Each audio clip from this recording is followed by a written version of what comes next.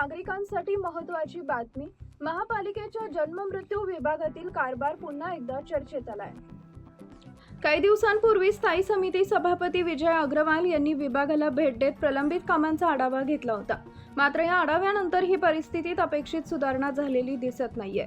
जन्म मृत्यू दाखल्यांसाठी नागरिकांना आजही अनेक दिवस नव्हे तर महिनोन्महिने प्रतीक्षा करावी लागत असल्याच्या तक्रारी समोर येतात।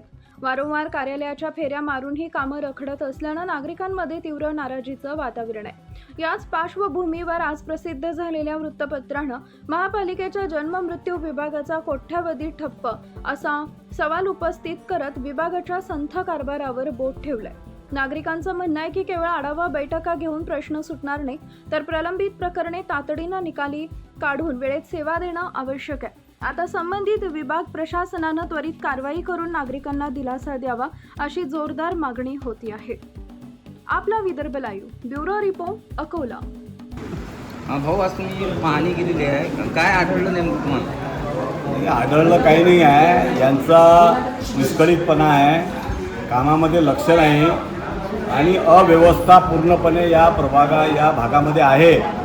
लोकांना पिण्याचं पाणी जी आपण व्यवस्था केलेली आहे ती सुद्धा नाही आहे। याची गंभीर दखल घेऊन योग्य ती कारवाई करतो।